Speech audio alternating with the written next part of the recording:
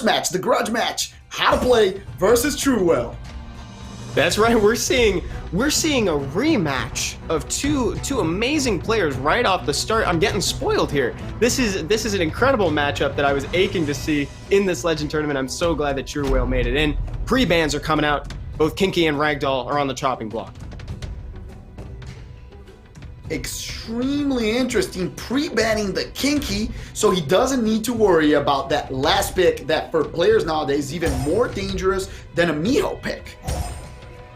Nefty's first pick, a good speed lead and a threat. Look at that. Pontos on the other side. TrueWhale locking down two old granddads on the first and second pick. We actually got a little bit of foreshadowing for this in the last Legend tournament as well, with a lot of Pontos presence.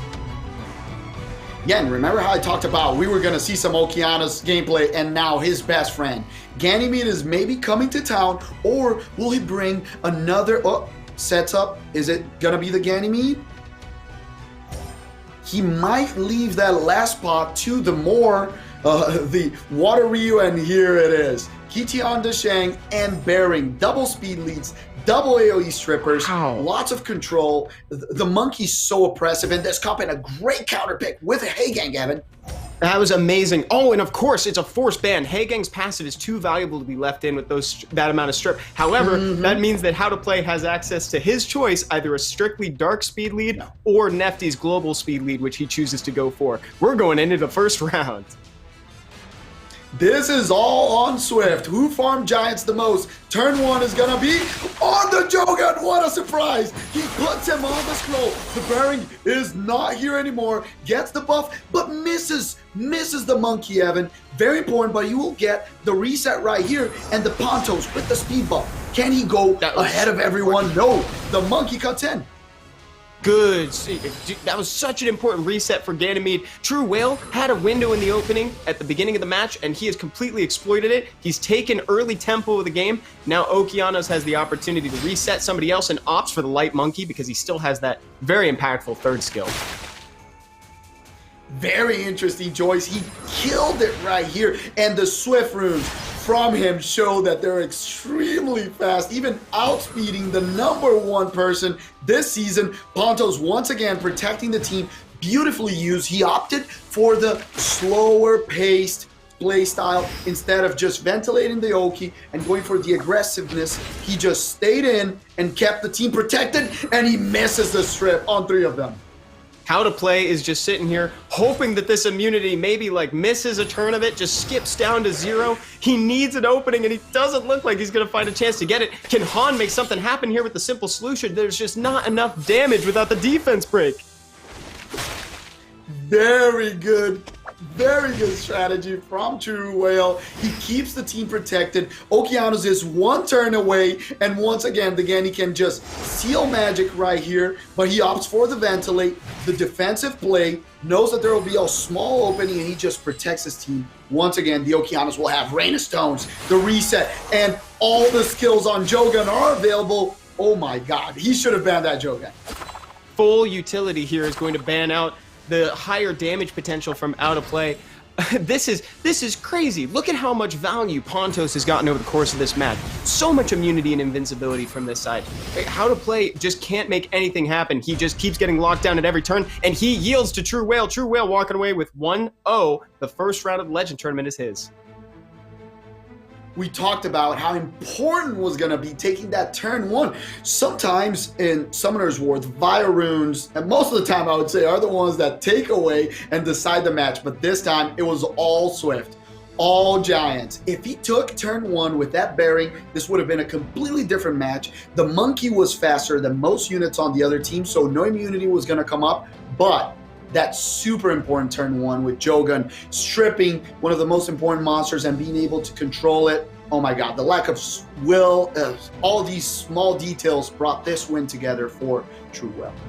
And the way that TrueWhale just navigated Pontos' cooldown times using Ganymede to facilitate using that third skill more frequently, locking them down with silence, it really turned his defense into a great offense because he could just sit there, tank hits, not get stripped, and just use the invincibility to his advantage. That was really cool. And an interesting thing, Evan, that you talked about on the pick and ban, you said he has the option of going 30% dark lead or 24% everyone, and he chose that to keep his monkey faster. But would that 6% that he didn't choose have made a difference and give him the turn 1? That's the choice that he'll have to think once again on this second match. I tell you, if that's 6%, he probably knows the answer to that too, so he's probably kicking himself if he happens to know that the 6% would have pushed him over. We're going to have to check those attack bars, but this is going to be an interesting one. Let's see how they pivot. Woonsa and Haegang are both getting pre-banned.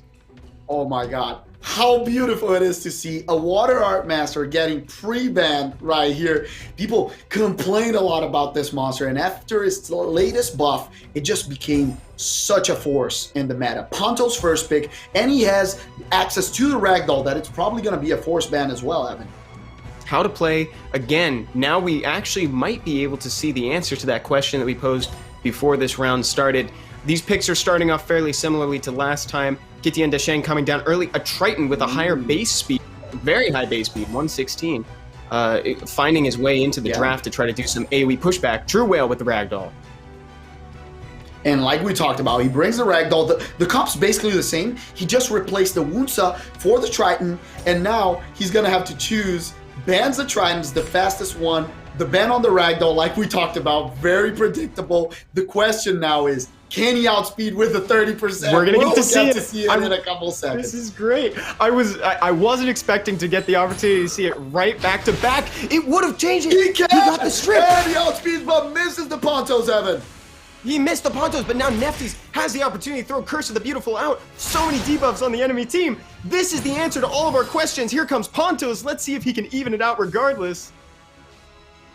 He cuts in a very important speed tuning off the Pontos being faster than the monkey, because the monkey could have just controlled the whole team. So that's why he chose the 24% last time, knowing that his monkey might have been cut by the immunity giver on the other team. And now there's a huge opening for TrueWhale once again. His team is all together, very concise, very speed tuned, and this will make him pay. Howtoplay facing elimination right here. The reset will come in. He just gives it back.